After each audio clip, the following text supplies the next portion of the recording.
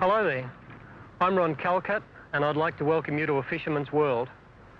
As a fishing writer, I spend a lot of my time travelling in search of material, and right now I'm about to hit the road again. This time I'm off to a spot we call the Banks, off Greenwell Point on the south coast of New South Wales. It's kingfish time down there at the moment, and if you'd like to get involved in some really hectic fishing action, just come along with me for the next half hour.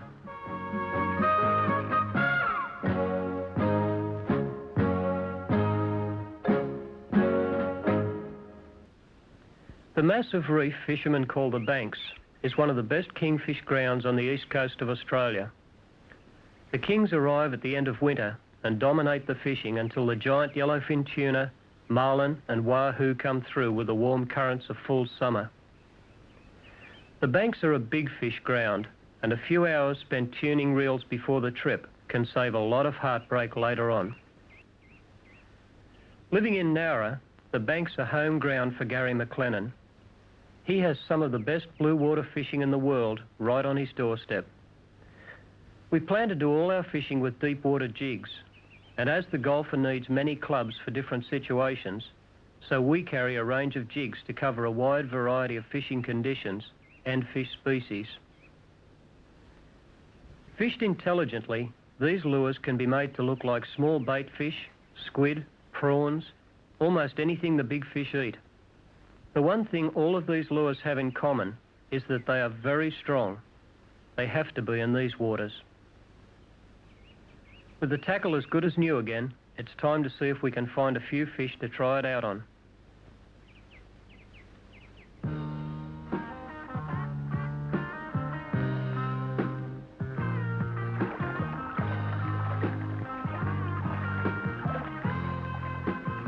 Fishermen have selective memories. They forget all about the bad days, and when they think of fishing, they think of mornings like this. A sea of glass and a whole day ahead in which anything could happen.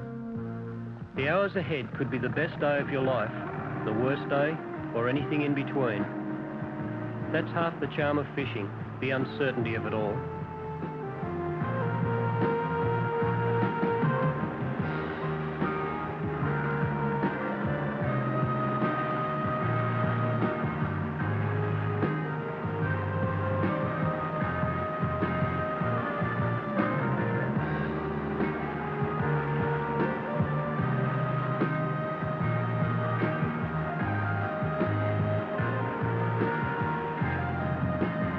Sammy the seal was waiting to greet us, but in these latitudes, Sammy was not altogether a welcome sight. On the Banks, seals mean cold water from the south, and kingfish and southern currents do not mix.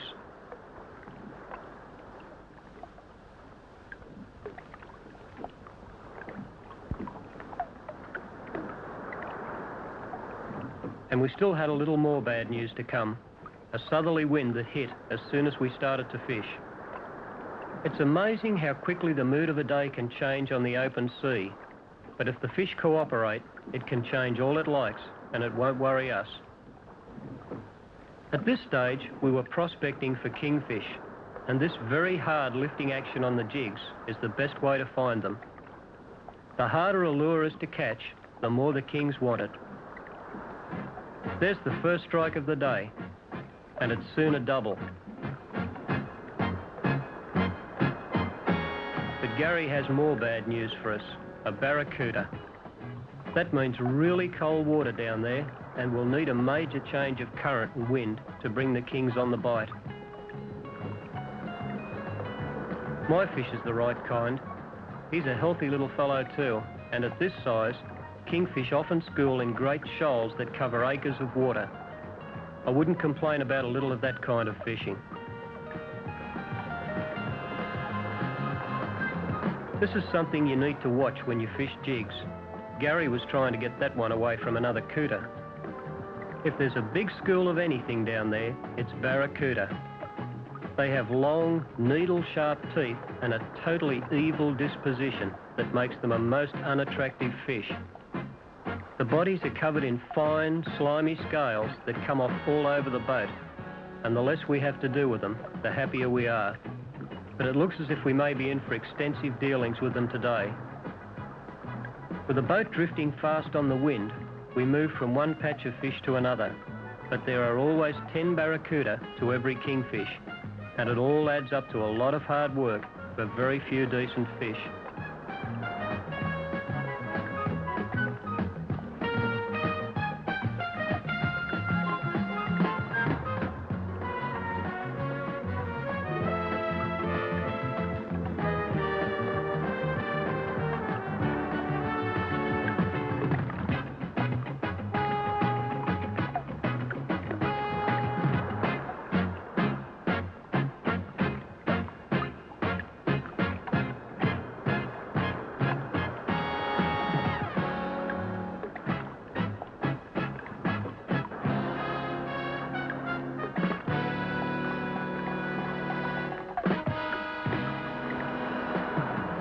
With the weather taking a turn for the worse and a 12-mile run back, we decide to cut our losses and head for home.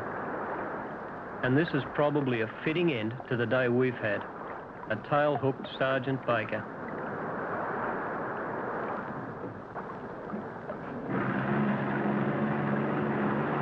A strong southerly wind can whip up an extremely dangerous sea over the shallow reefs of the banks. And at this stage, we both had serious doubts about the future of our plans for 3 days of fishing. We had the option of fishing some reefs for snapper, only a mile or so from shore if the wind stayed up. But we were here to fish for kings, and we still had a long way to go to make the area live up to its reputation.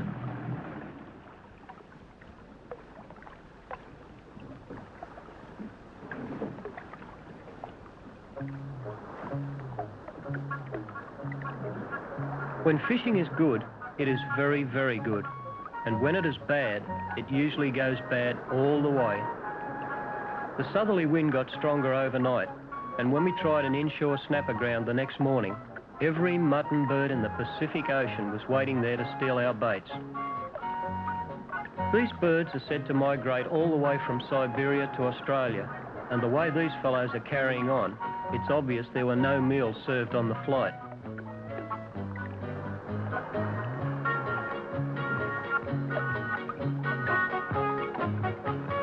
There were actually a lot of snapper under the boat, but most of the bites were coming from our feathered friends.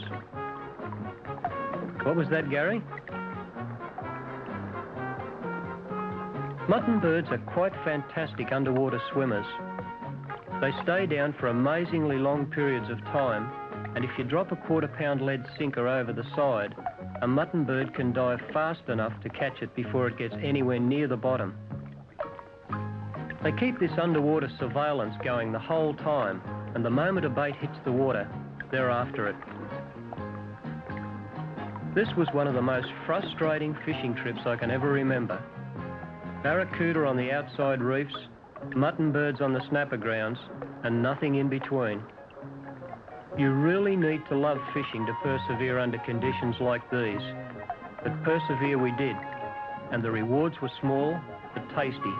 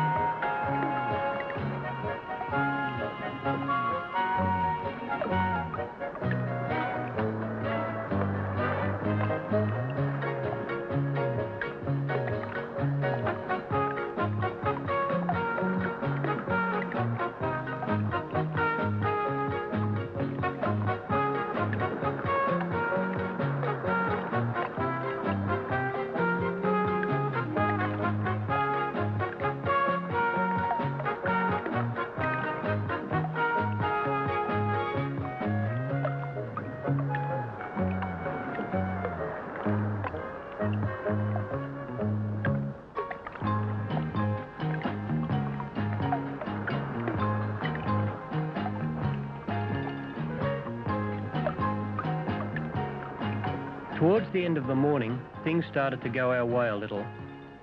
The wind began to swing into the east and soon went all the way around to the northeast. The cold current vanished, and by late afternoon, a strong flow of warmer water was moving down over the banks.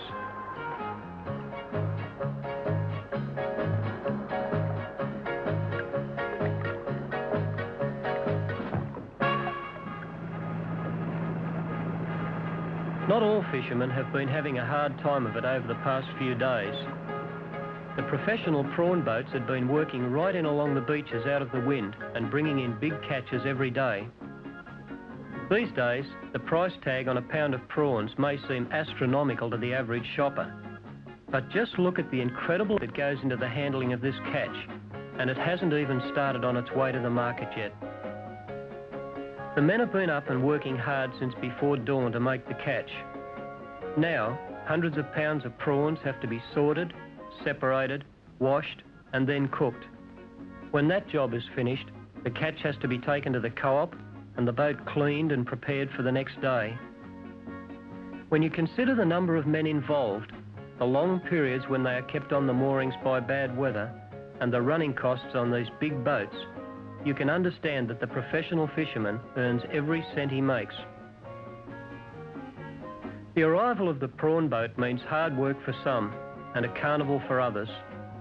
Fun for the kids, a feast for the birds, and a tasty treat for the beer and prawn gourmets.